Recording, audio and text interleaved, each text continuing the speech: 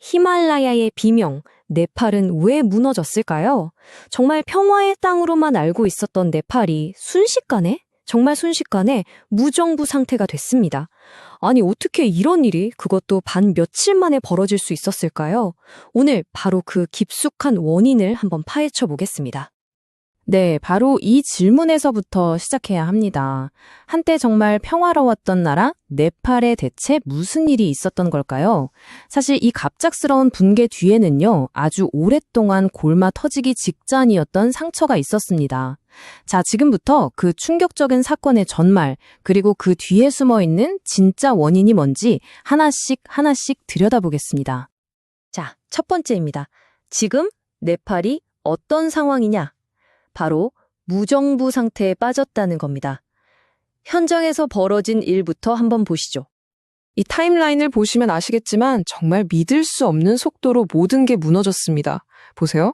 9월 6일에 정부가 소셜미디어 32개를 막아버립니다. 그러자 바로 이틀 뒤 8일에 청년들이 거리로 쏟아져 나왔죠. 근데 정부가 이걸 아주 폭력적으로 진압하면서 19명이 사망하고 100명 이상이 다쳤어요. 그리고 바로 다음 날입니다. 9월 9일에 총리랑 장관들이 헬리콥터를 타고 나라를 버리고 도망가 버립니다. 이게 단 3일 만에 벌어진 일이에요. 국가 시스템이 그냥 증발해버린 거죠. 정부가 사라지니까 그 자리를 완벽한 혼돈, 아나키 상태가 채운 겁니다. 국제공항은 문을 닫았고요. 교도소에서는 죄수들이 그냥 막 탈옥하고 심지어 국회의사당은 불에 탔습니다. 지금 군대가 어떻게든 시안을 유지하려고 애쓰고는 있다는데 시위대가 총기까지 탈취한 상황이라서 언제 또 큰 충돌이 벌어질지 모르는 정말 말 그대로 무정부 상태인 거죠. 아니 도대체 왜 이렇게까지 분노가 폭발한 걸까요? 그 원인을 이제 파고 들어가 봐야겠죠. 두 번째, 바로 파멸의 원인입니다. 포퓰리즘과 부패. 이게 바로 네팔을 안에서부터 썩게 만든 주범입니다. 네팔 공산당 정부의 경제 성적표인데요. 한마디로 낙제점입니다. 여기 보시면 국가가 나서서 막 대규모 사업 벌이고 보조금 뿌리고 또 포퓰리즘 정책으로 현금을 막 살포했어요. 인기를 얻으려고요. 근데 그 결과가 뭐였냐? 나라 빚은 눈덩이처럼 불어나고 물가는 미친 듯이 치솟았죠. 근데 더 화가 나는 건 뭔지 아세요? 이 모든 과정에서 나온 이익이 국민들한테 돌아간 게 아니라는 겁니다. 전부 다 당 간부들, 측근들, 이른바 붉은 귀족이라고 불리는 사람들 주머니로만 들어간 거죠.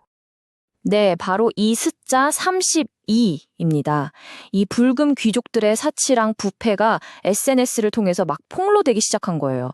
그러니까 정부가 다급해져서 여론을 막으려고 소셜미디어 앱 32개를 그냥 차단해버린 겁니다. 이게 완전 최악의 수였죠. 이미 활활 타오를 준비가 된 분노의 화약고에 정부가 직접 불을 붙여버린 꼴이었습니다. 그런데 말이죠. 네팔의 비극이 이게 다가 아닙니다. 안에서만 고문 게 아니었어요.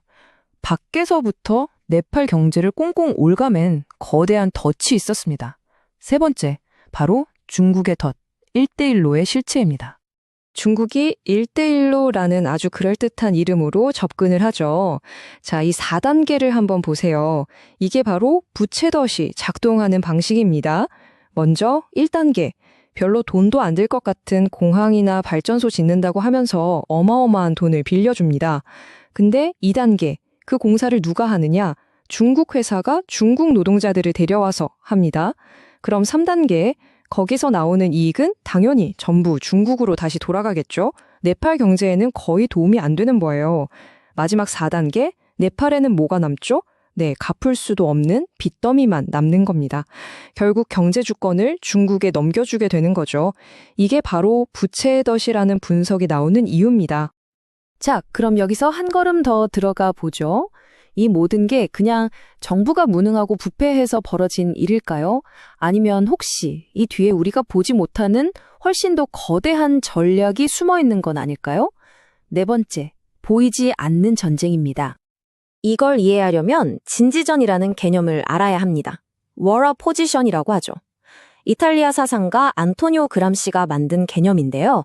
쉽게 말해서 옛날처럼 총 들고 칼 들고 싸워서 권력을 뺏는 게 아니라는 겁니다. 그게 아니라 아주 오랜 시간에 걸쳐서 한 사회의 핵심 기관들, 그러니까 언론, 학교, 법원, 심지어 가정 같은 진지들을 서서히 내부에서부터 장악해 나가는 거예요. 일종의 문화전쟁인 셈이죠.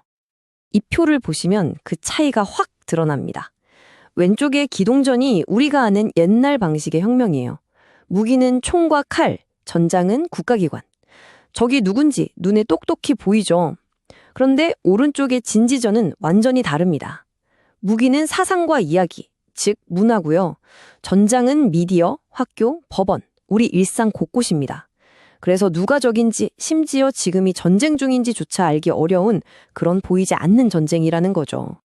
이 말이 정말 핵심을 꿰뚫는 표현 같아요. 폭력혁명을 주장하지 않으니까 공산주의가 아니다? 이건 마치 스텔스 전투기는 프로펠러가 없으니까 비행기가 아니다라고 말하는 것과 똑같다는 겁니다. 시대가 바뀌고 전쟁의 양상, 전술이 완전히 진화했는데 옛날 기준으로만 보고 있으면 그 실체를 절대 볼 수 없다는 거죠. 그럼 구체적으로 어떤 전술을 쓰느냐? 바로 이런 것들입니다. 첫째, 싸움터를 경제에서 문화로 옮깁니다.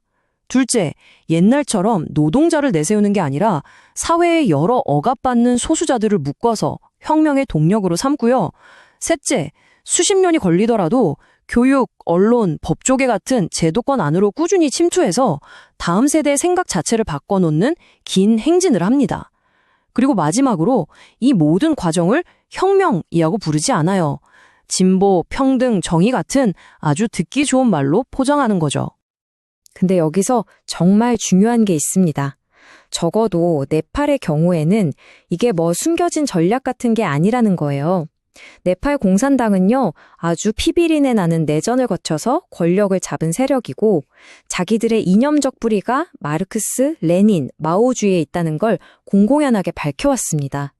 그러니까 이들의 친중 정책이나 여러 행보들이 그냥 우연이 아니라 이런 이념적인 배경 아래서 일관된 흐름으로 볼 수 있다는 거죠. 자, 이렇게 복잡한 원인들을 쭉 살펴봤는데요. 결국 우리가 잊지 말아야 할 게 있습니다. 이 모든 비극의 한가운데서 고통받고 있는 건 바로 네팔의 사람들이라는 사실입니다. 이제 분석은 잠시 접어두고 그들을 위한 간절한 마음을 모아볼 시간입니다. 지금 네팔 사람들에게 필요한 건 아마 이런 정치 분석보다는 따뜻한 위로와 희망일 겁니다. 우리 함께 마음을 모았으면 좋겠습니다.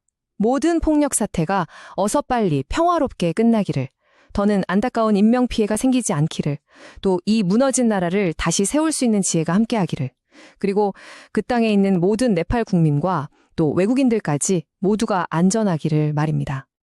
네, 무너져버린 네팔의 땅 위에 하루라도 빨리 평화가 찾아오기를, 그리고 그곳의 모든 분들이 다시 일어설 힘을 얻기를 진심으로 기도합니다.